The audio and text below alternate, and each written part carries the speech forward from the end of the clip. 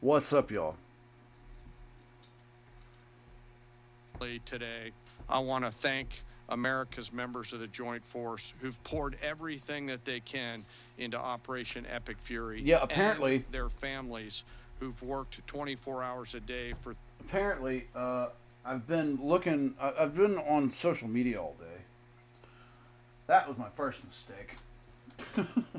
But, yeah, apparently, the rumors going around amongst Iranian media is saying that they totally owned Donald Trump and that Trump gave in to their demands and that now Trump broke the ceasefire. Now, y'all probably have already heard that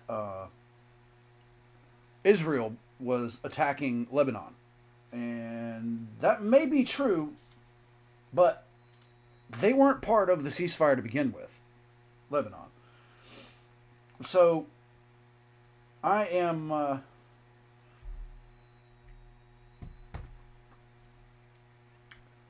decided I would get on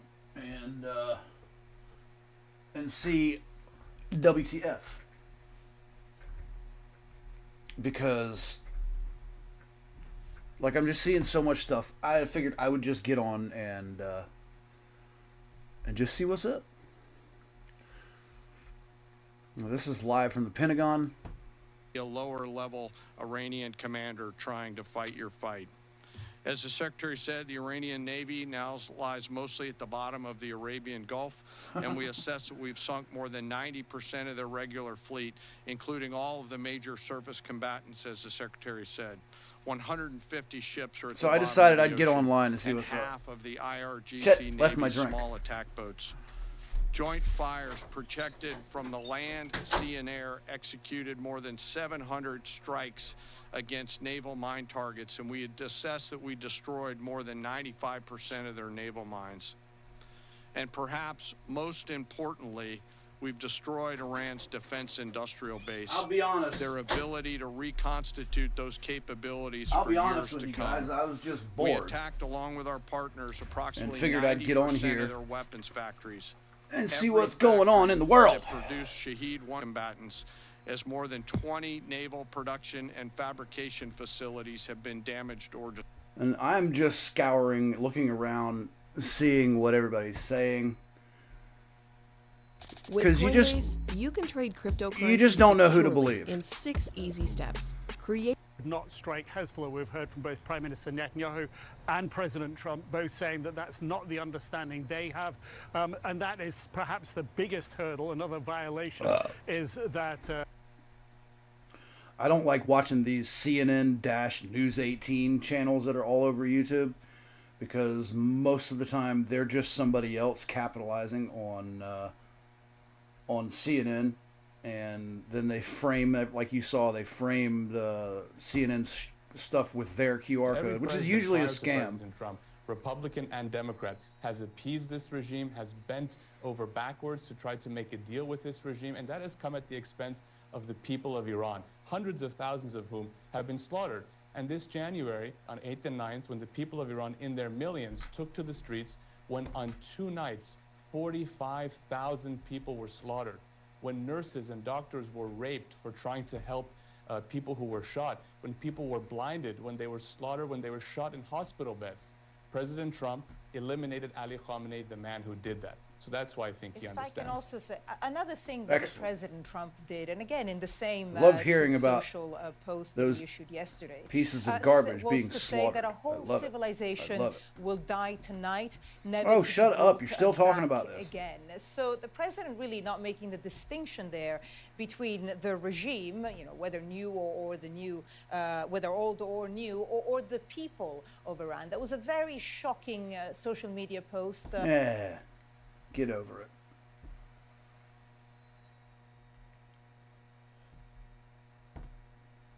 transit fee, we want to be involved. So that's not going to happen. Compensation and reparations to the Islamic Republic and reconstruction finances This is what I'm talking to about. help with the damages. There's in no way Trump Iran, agreed to all this. recognition of Iran's regional security interests. That's just a vague sentence that means absolutely nothing. A broader framework for long-term negotiations without immediate surrender of core strategic capabilities. That was literally taken from ChatGPT. They don't even know what that means. It's just vague. Yeah, that just makes no sense. So definitely the proposals from Iran, that's not going to be accepted by anybody. Right. Even if they were negotiating with Pakistan, that's not going to happen. But having said that, I think we now have a quick update for you guys. Breaking news. The Secretary General of Hezbollah, the leader of Hezbollah, Naim Qassam, was targeted earlier tonight. According to Hezbollah, he is still alive. Yeah, well, I'm Having not. said that, Are we listening to Hezbollah? See what Al Jazeera is saying. They're always so full of it. There's the basic way to redeem. But I your like credit to card hear rewards, everything everybody's and then saying. There's the best way with the card. DC. Thank you so much for being with us. I want to talk to you about the talks they're going to be having in Islamabad on Saturday. In your estimation, how much leverage do you think Iran is going into these talks with now compared to the kind of leverage that they had when they were going through the nuclear talks just very recently? Well, I think having squeezed the global economy and having proved that they can destabilize global economy, energy markets, gas prices in the U.S., even the stock markets, I think that they will be more confident when they arrive at the negotiation table. There's no question that from a military standpoint, the United States maintains the upper hand, but politically, I think Iranians, having, as I said, having shown that they can disrupt the global markets, they will be arriving with more confidence and a very effective playing card. There are questions, as we've been discussing, about what they're actually going to be talking about, given the fact that there seems to be a confusion, at least in the White House, about the 10-point plan that was put forward. In your estimation, out of what we have heard about the plans from both sides... Yeah, you see, this Iran's 10-point proposal, Trump said specifically, Caroline Levitt said specifically, that Trump literally threw that in the trash and put forth his own. Now, who's lying? Somebody's full of it. Not a ceasefire. This is something. And you see, they're waving that flag around. That's not the right flag that we want to see waving around. The one we want to see is the one with the lion on it. It looks just the same. It just doesn't have that ridiculous Islamic Republic BS on it. Ally, the Israelis, not to violate the terms of the agreement. That's one area. And I also think that the U.S. and Iranians can come up with some sort of an arrangement for the Strait of Hormuz. Everything else will be more difficult. I think the most sticking issue, the most troubling issue... I'm going to go over here to Schwab.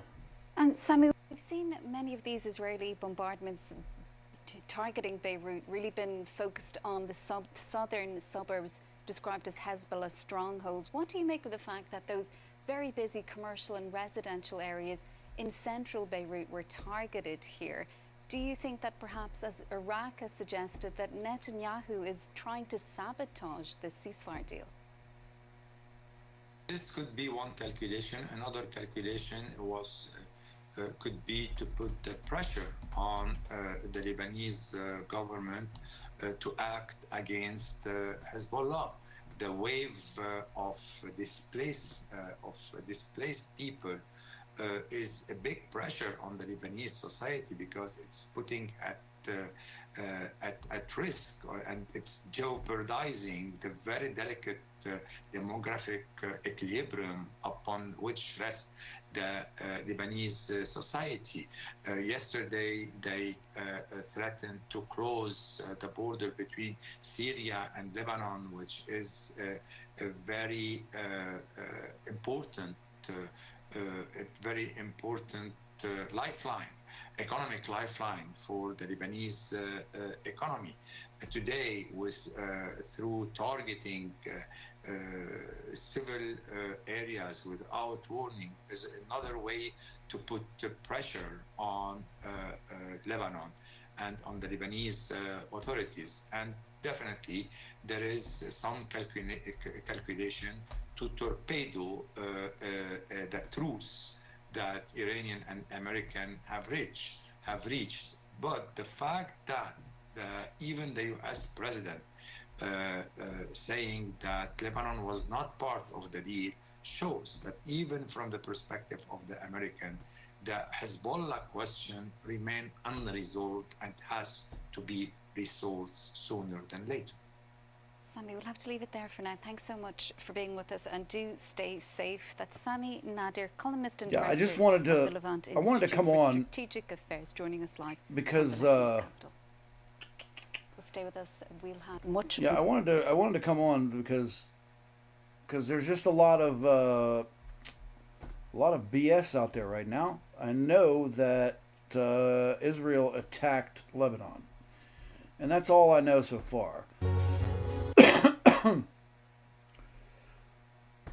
But there's a lot of BS going on. The two biggest oil companies, among the biggest in the world, but they're Russian. They do a lot of oil. And hopefully it'll push, hopefully he'll become reasonable, and hopefully Zelensky will be reasonable. This is old.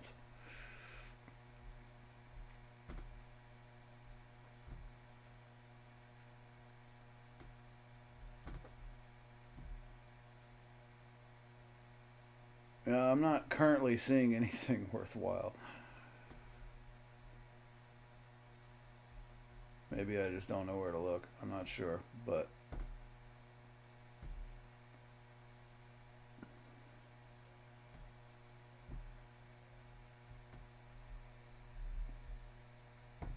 understand stats. Yeah, that's old.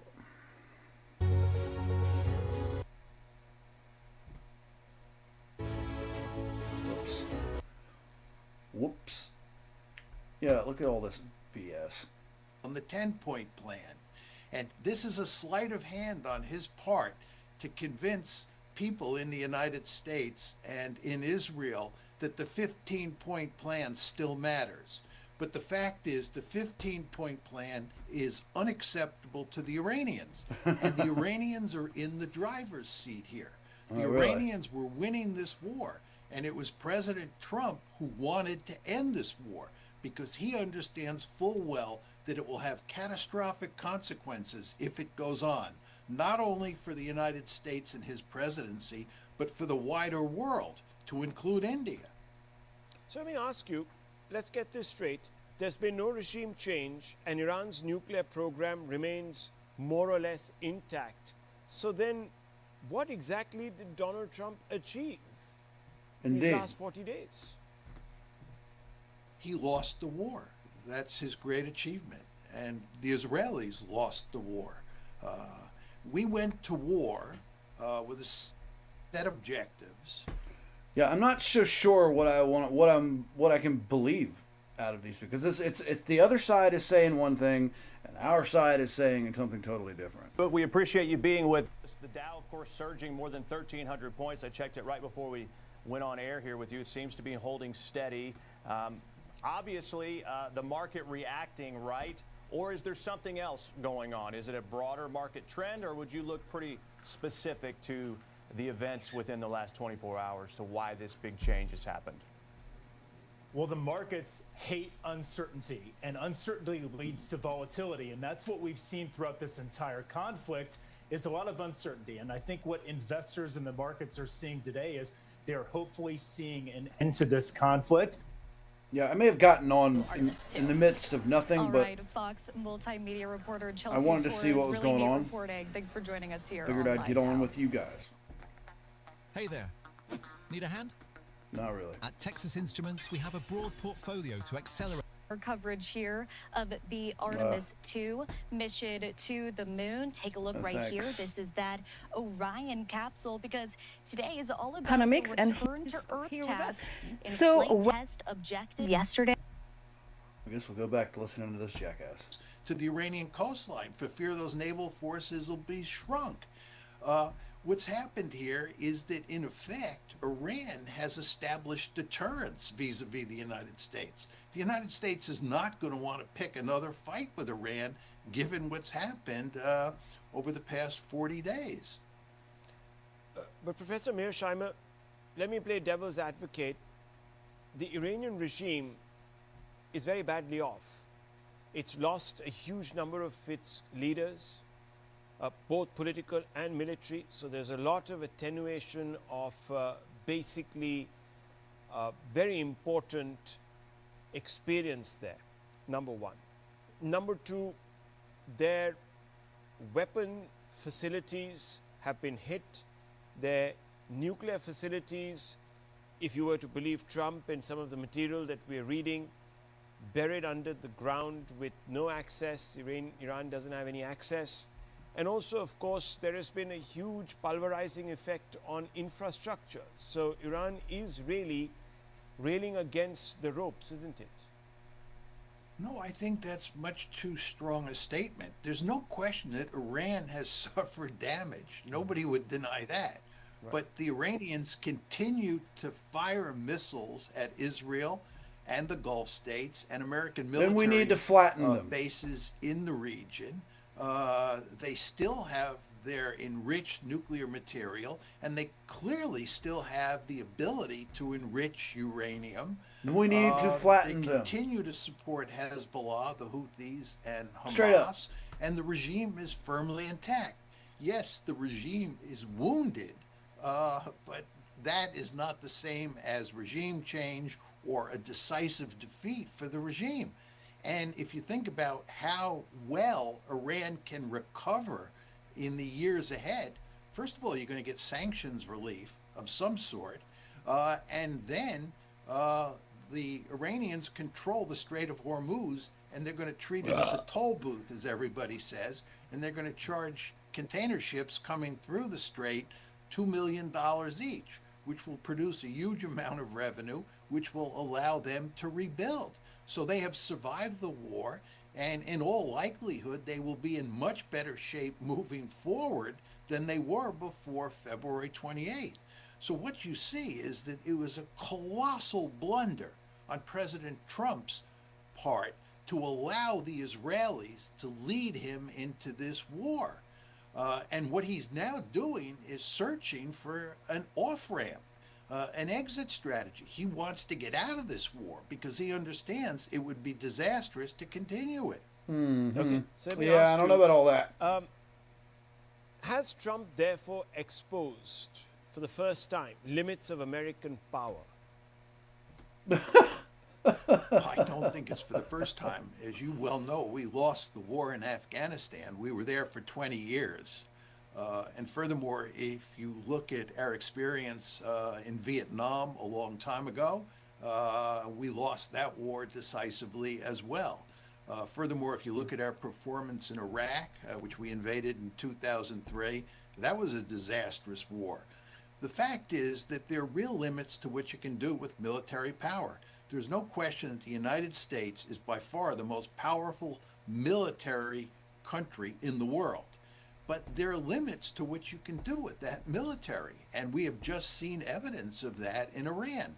President Trump took us to war on February 28th, thinking he could use this powerful military to win a quick and decisive victory. He thought it was going to be easy to defeat Iran.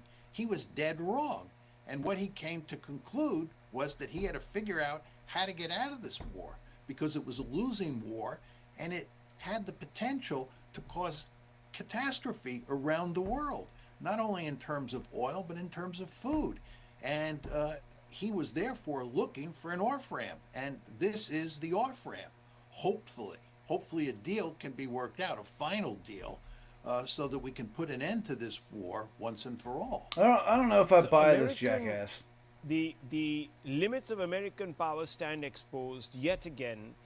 And therefore, the question follows, has this conflict accelerated the shift, perhaps, to a multipolar world with U.S. influence declining?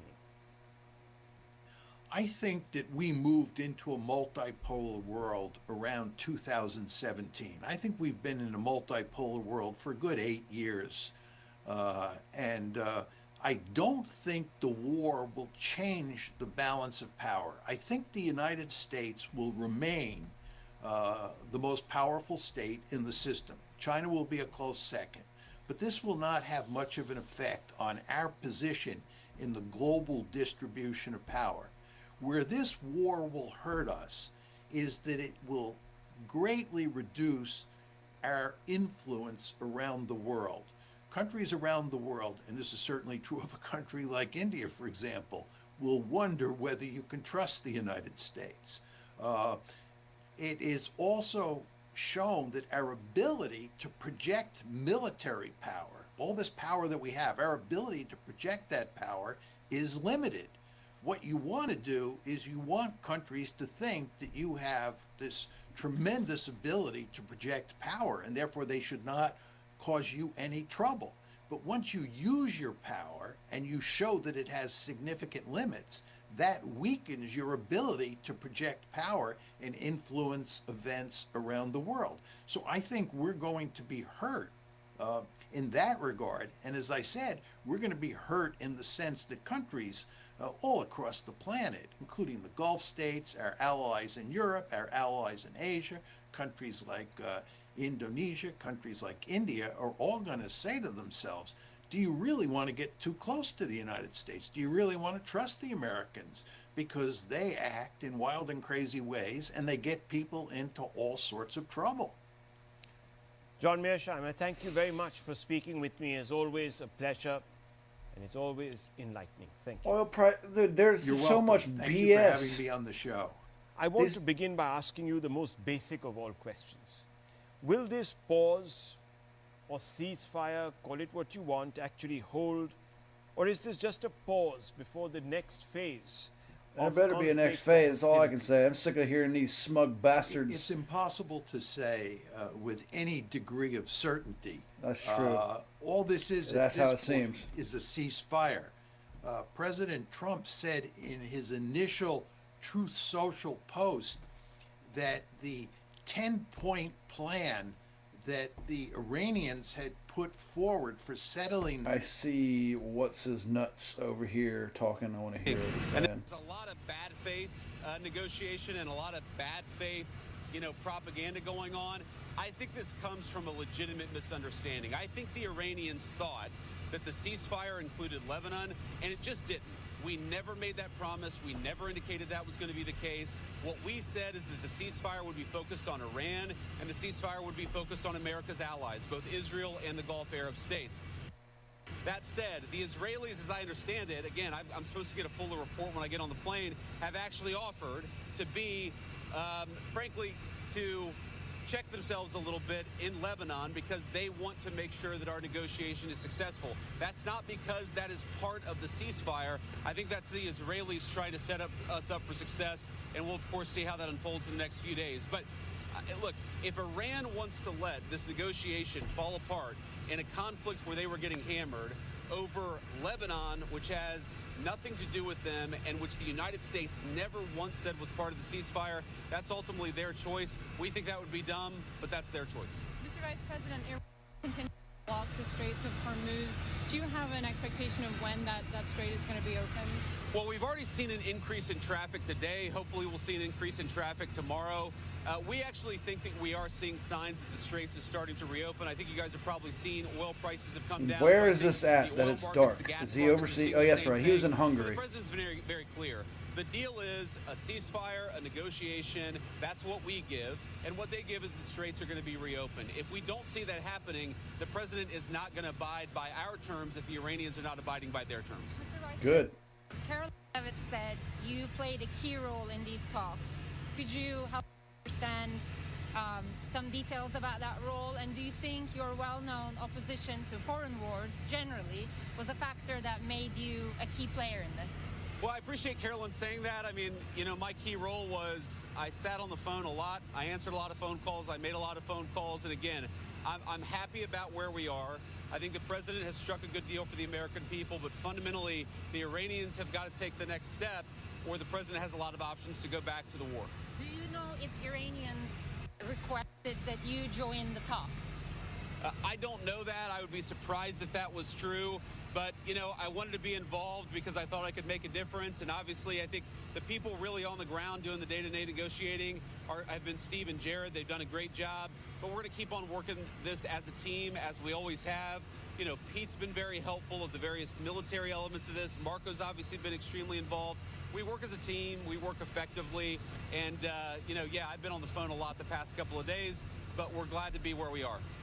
Mr. Vice President, how is the United States accomplishing its stated objective of ensuring Iran doesn't have a nuclear weapon ever if they still have highly enriched uranium?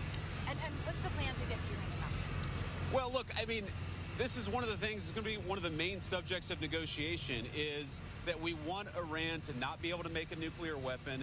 We want the nuclear fuel, which is something the president has made very clear.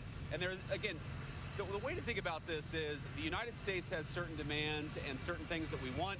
The Iranians have things they can get out of the negotiation. The more that they're willing to give us, I think the more they're going to get things out of this negotiation. The president's talked about sanctions relief. The president's talked about economic partnerships and things like that.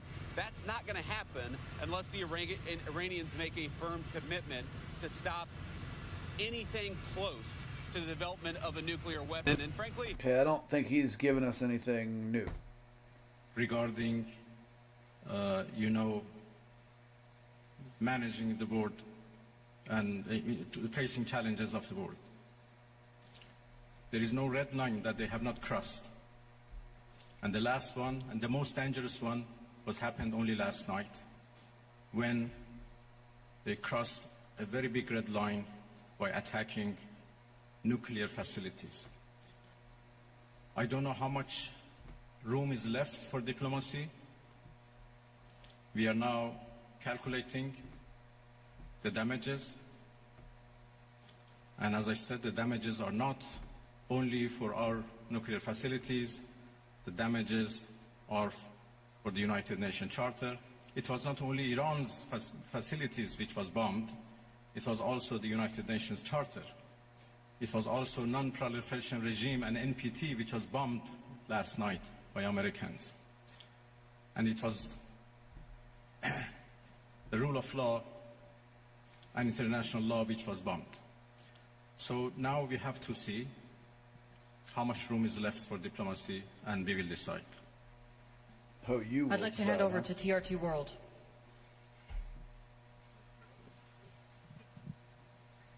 I think these guys need... Mr. Minister, the U.S. think President they Donald need some Trump freedom. warned that Iran must now make peace, otherwise the future attacks, he says, would be far greater and much easier. So how is Tehran responding to that threats from Washington? Thank you. I think it's not up to Iran to respond to that. The whole international community should respond of such a clear threat against the United Nations Charter. Iran has done nothing wrong. Oh, really? We do not understand why Iran should be attacked for a false accusation that Iran is seeking nuclear weapons. Bullshit. It's now more than 20 years that we are trying to prove that our peaceful nuclear program is in fact peaceful and would remain peaceful. If you believe this maniac, you're crazy. We negotiated for a long time with the so-called P5+1, and we came to a deal which the whole world celebrated as an achievement of diplomacy. No, I'm not. You know what? I'm not even going to listen to this lying piece of shit. I'll be damned if I'm going to listen to his lies, because he is so full of it. He's so full of it. From the Vice President J.D. Vance to bring you live now NASA and the Artemis 2 update, the daily briefing. I'm looking for other things, other things here. To the mission to get back home. Let's listen in right now on Live Now from Fox. No. When humanity sets big goals, we can bring together genius from around the world. You have the best people on planet Earth putting this vehicle together. Well, he's a man of peace. Now, he's a man of peace, but when it comes to protecting the homeland, He will rain down holy hell on any nation that threatens to do us harm. I hope he does The soon. Iranians were used to dealing with previous presidents who just kicked the can down the road, and one president who actually gave them pallets of cash to fund terrorism around the globe. But thanks to the president's Easter Sunday potty mouth and his we know this much. threat to erase Iran, we know this much. However, I'm seeing something, a headline I saw earlier that I want to bring in here. Certainly be one of them. Well, that's right. Iran closes the Strait of Hormuz after Israel strikes Lebanon. There was going to be some respite from this. Part of that, the ceasefire deal was to open the Strait of Hormuz. By Israel that the war has seen. It's now closed. I think it's quite clear that this fighting is not going to end as quickly as some hoped. Jessica. If you zoom out a bit, what is so extraordinary is that there seems to have been a complete misunderstanding between the two sides about what the ceasefire actually covered. J.D. Vance saying today it never was promised that it should cover Lebanon. Iran clearly believed it should. Jessica, Tony, we'll hear more from both of you in a moment. Well, the Israeli attacks on Lebanon, on Iran-backed Hezbollah, were the biggest since the war began, with 100 targets hit in just 10 minutes. Tonight, Prime Minister Benjamin Netanyahu said he had insisted that Hezbollah was not part of the ceasefire deal, saying we continue to strike them forcefully. Good. From Hezbollah Northern shouldn't Israel, be part. Here, then, is our international correspondent, Diana Magnay. Massive destruction in the heart of Beirut, in the centre and the west of the city, bustling residential and commercial districts, not just the southern suburbs, the Hezbollah strongholds, though they've been hit too. Is anyone in there, a man calls out, hoping for signs of life beneath this rubble, great piles of it. Damn. 100 targets hit across Beirut, the eastern Bekaa Valley and the country's south, all in the space of 10 minutes. Israel's largest attack since the start of the war and weeks in the planning. I've said temporary ceasefire with Iran wouldn't include Hezbollah, and we continue to strike them with all our might. Good, they should. Today, we've dealt them the biggest blow suffered since the pages. We have attacked 100 targets in 10 minutes in places they were certain were immune and bulletproof. Hezbollah is not an independent nation. They are not part of Iran. They are a terrorist organization funded by Iran behind the prophecy to destroy Israel. So you're damn right they shouldn't be part of it. I don't know about you, but if I was in power, Hezbollah could kiss my ass. The state has to do something. This is a separate skirmish, Donald Trump has said, of Israel's fight with Hezbollah, not part of the deal he'd struck. But Iran wanted the guns to stop with this war too, and will be weighing its response. For Israel to hit Lebanon this hard at this point suggests that it is trying to inflict maximum damage on Hezbollah while it still can and before it is forced to stop. We're 10 kilometers from the border here. This is one of those northern communities that has seen its fair share of Hezbollah strikes. And it is towns like this that Israel has said that it is determined to protect at seemingly any cost. You are looking at this one. Okay, and we are somewhere. Sarit Zehavi runs a center which focuses on the security challenges on Israel's northern border. She thinks Israel is right to press on. We are tired of wars. We want to make sure that this time something will truly change. Are you prepared to have the war with Iran ongoing if it means that you can keep fighting Hezbollah? We are prepared to defend ourselves as much as it takes. But these don't look much like defensive strikes, whatever Israel says. And Iran is taking note. The Speaker of the Parliament posting that negotiations were unreasonable with 3 of their key conditions unmet: the ceasefire in Lebanon, the entry of a drone into Iranian airspace, and the denial of Iran's right to enrich uranium. You know, there's no legitimate reason for Hezbollah to exist. They are nothing more than a proxy military funded by Iran by means of a prophecy to destroy Israel. That is their one and only goal. That is their purpose for existence. Therefore, they should not be allowed to exist. They have no right to exist, in my opinion. Hezbollah needs to die. Sorry. And Israel's well within their right to destroy the people that are trying to kill them. I would call that defensive. We really need.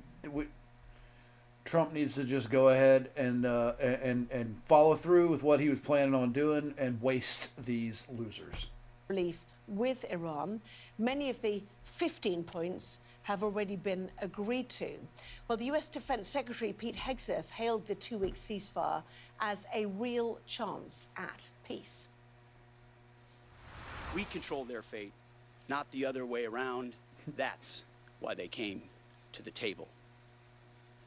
Iran's defeat is America's retribution for every American lost to Iranian terror, especially those brave troops killed by Iranian-made roadside bombs in Iraq that my generation knows so well, and for the suffering their regime has inflicted around the world. Oh, now we hey, have a chance at real peace. Is this some jackass from Hezbollah speaking? Suggesting that Tehran could withdraw and retaliate. Speaking a little earlier, the Israeli Prime Minister said he was ready to return to battle and that the IDF was prepared to confront Iran once again if necessary. Damn it. A temporary 2-week truce between the United States and Iran was implemented overnight in full coordination with Israel. This was not a last-minute surprise. Let me be clear, this is not the end of the battle, it's a phase, a strategic step on the path to achieving all of our goals. We have more goals to achieve and we will achieve them, either through an agreement or through a resumption of fighting, because we are ready to return to combat at any moment. The finger is on the trigger. Topolsky, our correspondent in Jerusalem, says Netanyahu's latest remarks haven't cleared up the uncertainty for people in Israel. The latest here is that Prime Minister Netanyahu finally made a statement some 17 hours after the ceasefire went into effect, leaving many Israelis confused about what the future may bring here and whether Israel has achieved any of its war aims. Prime Minister Netanyahu had promised a statement to the press.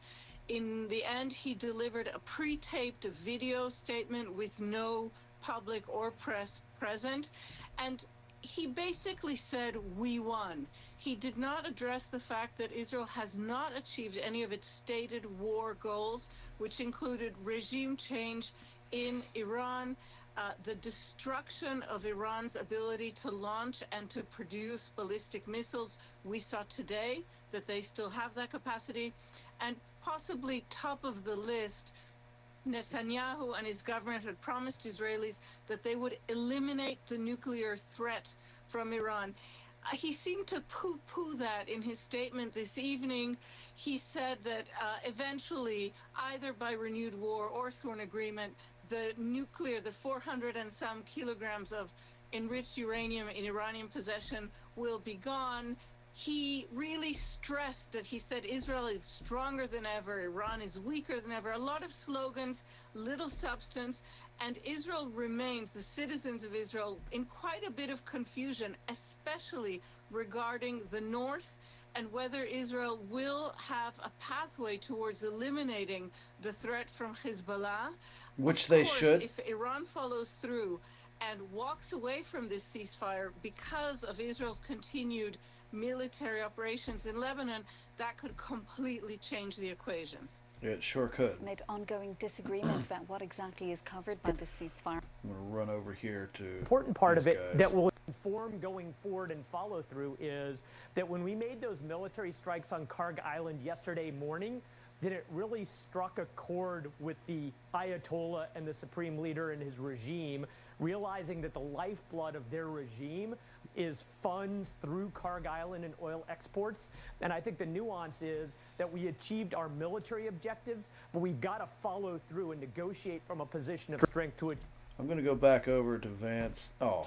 JD Vance there, Mark, but I know you're stood there waiting to see the NATO Secretary General Mark Rutte leave. And silly, there's going to be a shakedown of some of the longer-term implications of this, not least Donald Trump's ire towards NATO and its allies. With the Wall Street Journal reporting tonight the prospect that there might be some punishment for NATO. Yeah, I mean, had the ceasefire not occurred last night, I think the front and center news right now would be the presence here of the NATO Secretary General at a time when the NATO-America relationship, I mean, America's part of NATO, of course it is, it's the key component of NATO, but Donald Trump's rhetoric about NATO, about leaving NATO. At Vistaprint, Listen, man, you know, the people of Iran sent a letter to the United Nations calling them complicit and telling them to stop standing for these maniacs that are in charge, the Islamic Republic of Iran. The people of Iran are ready to take back their country. And we are in the unique position to be able to facilitate that. And I think we're the last people that need to be complicit. A couple of things. That there's confusion seemingly about where Lebanon stands in this ceasefire. Clearly, it's Iran's understanding that Lebanon was part of this ceasefire. Today, Israeli Prime Minister Benjamin Netanyahu said Lebanon is not. Mr. Trump said the same. It also signals what Tehran is deeply concerned about. No matter what kind of diplomatic efforts take place in the next couple of weeks, Israel could play the role of the spoiler, and it's Tehran's view that it's doing that today with its attacks on Lebanon. Reza Saya in Tehran. An Al Jazeera journalist is among Tehran. 4 people who've been killed as Israeli forces continue near daily airstrikes on the Gaza Strip. The Doha-based news channel says the reporter was targeted as he travelled in a vehicle with another Palestinian along a coastal road. The Israeli military had previously accused Mohammed Wassa of being a member of Hamas's military wing, claims refuted by both the militant group and his employers. In a further sign of the fragility of the Middle East truce, Gulf states have reported dozens of incoming drone and missile attacks today since the ceasefire was announced. Among the targets, a critical oil pipeline in Saudi Arabia. There have also been a series of drone and missile strikes in the UAE and Kuwait, as well as an attack on an oil refinery in southern Iran. Caroline Baum has more. A fragile truce. Not even a day after the agreement, these images reporting to show Iran's Lavan oil refinery are flooding social media. Tehran has denounced the targeting of oil infrastructure and confirms that it has retaliated by launching missiles and drones at the UAE and Kuwait. Abu Dhabi claims to have come under fire from 17 ballistic missiles and 35 drones, while Kuwait reports having neutralized 28 drones. Kuwaiti armed forces intercepted a large number of drones, some of which targeted vital oil installations and power stations in the south of the country. Though attacks are continuing, the maritime monitoring website Marine Traffic showed 2 ships safely passed through the Strait of Hormuz on Wednesday. The Greek bulk carrier and Liberian-flagged cargo ship managed to pass after Iran agreed to reopen the waterway as part of the ceasefire agreement. I mean, if anybody thought that anything different was going to happen, you know, I knew this was going to be short-lived when they mentioned it, when they brought it all up, when they said it last night. See, I was looking forward to Armageddon because I knew this was a joke. I knew this wouldn't, I didn't think it would be over this quick. I mean, and it's not officially right until you know, our president tells us it is, but needs to shit or get off the pot. Military resources will remain in the region to ensure safety and stability, and that a number of details still need to be worked out with Iran. But meantime, Senator Ed Markey of Massachusetts, a Democrat, says he's seen enough and he wants to see consequences for the president. Well, no. I think this is going to be a defining moment for Honestly, the Congress, consequences for Iran. for the American people. Tired We of these cannot losers. allow Donald Trump, in control of nuclear weapons, to be invoking this madman theory of the destruction of a civilization in the name of the American people. Settle down, without Beavis. him being brought to accountability. Now, House Speaker Mike Johnson and Senate GOP Majority Leader John Thune did not respond directly to the latest developments.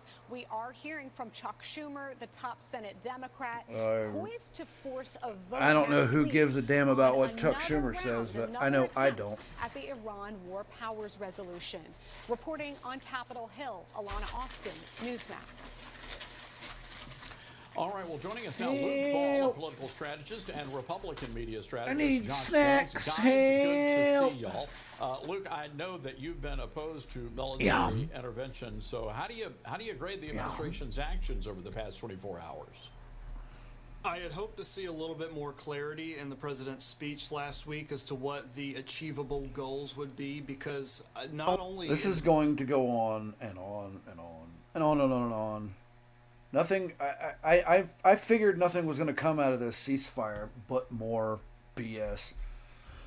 You've got one side saying one thing, the other side saying another. You know, both sides are saying we won. I think it's more funny that Iran is trying to say that they won. Give me a break. Like, you should see social media. It is lit up with absolute BS and straight up propaganda.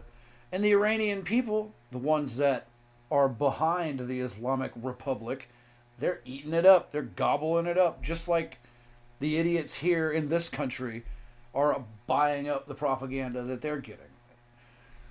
It all makes me so sick. I want to see something meaningful.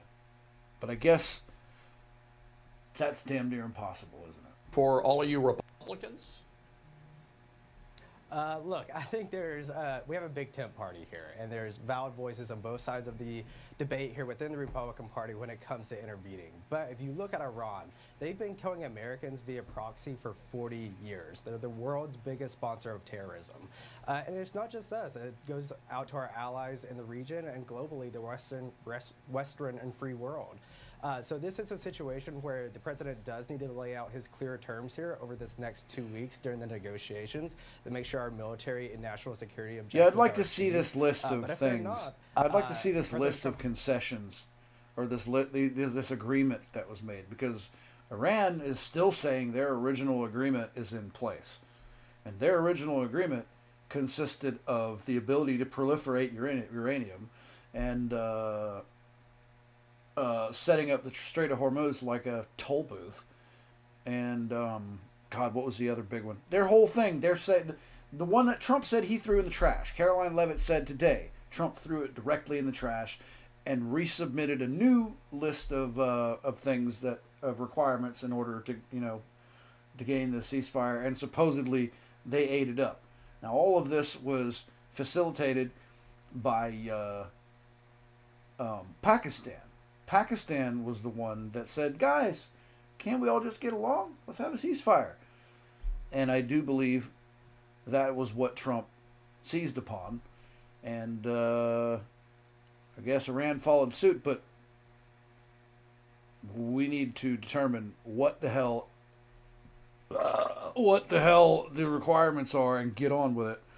I think Iran is itching for some annihilation. They're holding a much more steady hand than I would. This one, the dotted green line here, that is the Iranian-controlled route, and that's so they can get up really close and have a visual inspection of the ships, what that actually looks like. Well, this was on Tuesday, and what this shows is a tanker here. This is satellite imagery, and just bear with me. This is a tanker going through Iranian-controlled waters. We've spotted what looked like 2 speedboats going to inspect that vessel. Now, given how dangerous these waters are, it's likely these are Iranian vessels, perhaps IRGC vessels going to inspect that tanker. So that's the sort of level of control they've been having through the strait. Are they going to maintain that level of control? Well, we had this temporary ceasefire broken, and we had statements from Donald Trump on the left and also from Iran's foreign ministry on the right. We don't need to read all of those. Let's pick out the bits about the strait in itself. Donald Trump saying, wait a minute. He was talking about the complete, immediate and safe opening of the strait. And what we have Hang on. from Iran's foreign minister... These people over here are trying to disseminate truth from falsehood. Saying that Trump's cabinet should invoke the 25th Amendment to the Constitution, which would declare him unfit to serve. Now, multiple lawmakers They're not gonna have go for that. taken to social platforms. Better get that taste out your mouth. Trump That ain't utterly happening. unhinged, saying that his health is continuing to decline and that he is a maniac for threatening genocide. Oh, shut up. He Alexandria never threatened Ocasio-Cortez genocide. said that this two-week ceasefire changes nothing. She said that all of these incidents and plenty more have clearly driven the U.S. past the threshold for impeachment or invocation of the 25th Amendment.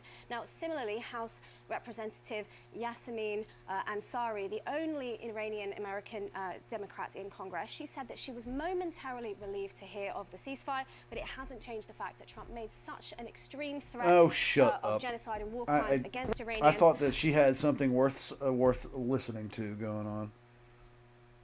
And our resources to work and put our money where our mouth is. So it's not going to go very well long term. And let's just say hypothetically this war wraps up within the next month. And then all of these nations are coming to the United States trying to make deals with tariffs and whatever else might come up along the next few years. That's not going to be a very easy meeting to go to, knowing that the president is upset that you didn't back him at a time where he was having to deal with some political stuff at home and also deal with national stuff and international things abroad.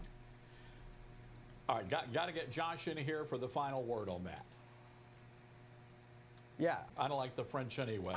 Guys, Luke Paul, Josh Jones, good to see you, fellas. All Thanks, Todd. Well, coming up, New York Mayor Zohran Mamdani says, all you white folks, you make too much money. He's got a plan to fix that. I bet that bastard does. Check this out. U.S.-Iran situation update. According to international media reports, tensions between the United States and Iran have recently seen a temporary 2-week ceasefire. Sources suggest that both sides may use this period to continue diplomatic discussions. Key issues still under discussion: nuclear activities, economic sanctions, military presence. However, no final agreement has been officially confirmed. And then it's coupled with this picture of that smug piece of human garbage on the left.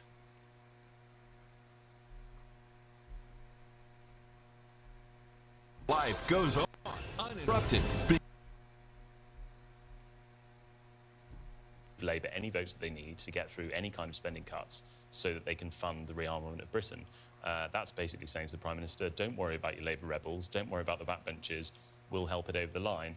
But of course, it would be very embarrassing for a Labour Prime Minister to have to rely on Tory votes to get anything like that through, if they even knew what they were going to do, which it doesn't seem at the moment that they do.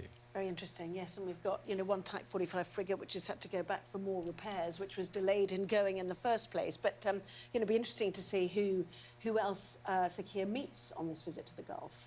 Yes, and of course I think these feel like the relationships that he really wants to shore up. It was apparently in the early days of the war, real tensions between Britain and the Gulf states about, the expectation of how Iran would retaliate and how, those alliances didn't seem to deliver them any particular protection.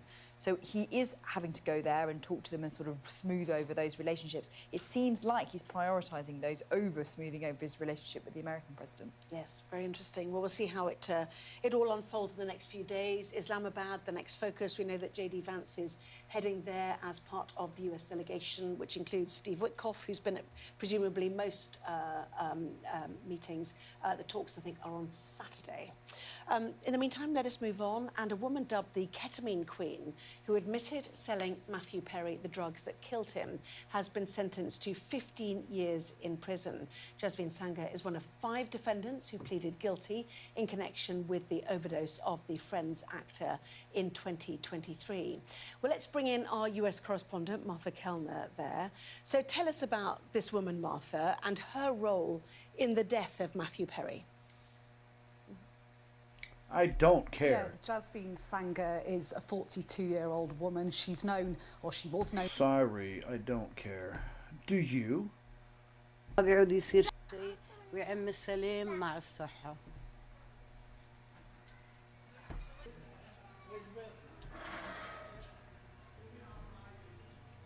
What the hell am I looking at?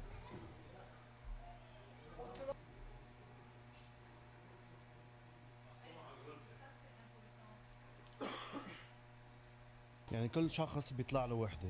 Yeah, me too. فيها لبنه خبز بندوره ومربى. في اكل سخن بيجي كل نهار الساعه شي 4:30 5 بنوزعهم على الافطار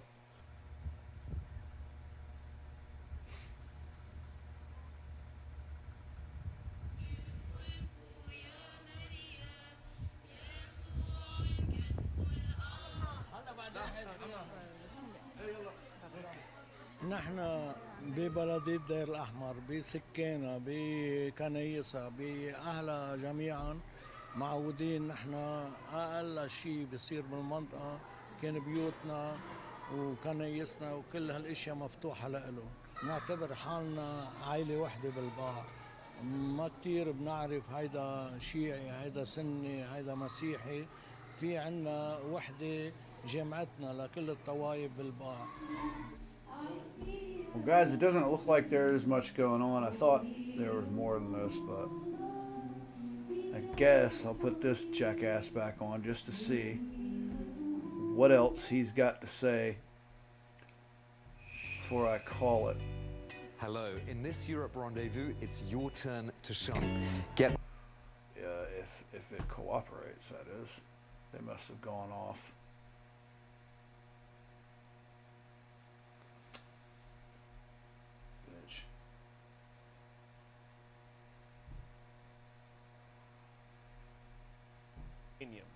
And the United States will working with Iran, dig up and remove all of the deeply buried B-2 bombers' nuclear dust. It is now and has been under very exacting satellite surveillance. Nothing has been touched from the date of attack. We are and will be taking tariff and sanctions relief with Iran. Many of the 15 points have already been agreed to. So he's suggesting that some of the big military objectives have been met. Regime change, enrichment is off the table, and therefore the United States has won this. Well, let me make 3 points. First of all, there has not been regime change. The regime is in place, and the regime is more hardline than ever, because the Revolutionary Guards have greater influence on what's going on. And the chances of toppling the regime are smaller than they ever have been. So his claim about regime change is false. Second, the point about nuclear enrichment, the Iranians have made it absolutely clear from the very beginning that nuclear enrichment is not off the table. And if you look at their 10-point plan, nuclear enrichment will continue. So President Trump is not going to get Iran to give up nuclear enrichment. And then third, you want to note that he talks about the 15-point plan here. Last night in his Truth Social post, he talked about the 10-point plan. The 10-point plan is the Iranian plan. The 15-point plan, which he's referring to in this latest post that you read, is the U.S. plan. There is no way that negotiations are going to go anywhere based on the 15-point plan. The only hope here is to negotiate on the 10-point plan. Yeah, no. I hope that doesn't happen. Okay, that's it. I thought there was something more going on. Sorry if I wasted your time, but yeah, this is going to go on and on and on. And appreciate you coming. Be good.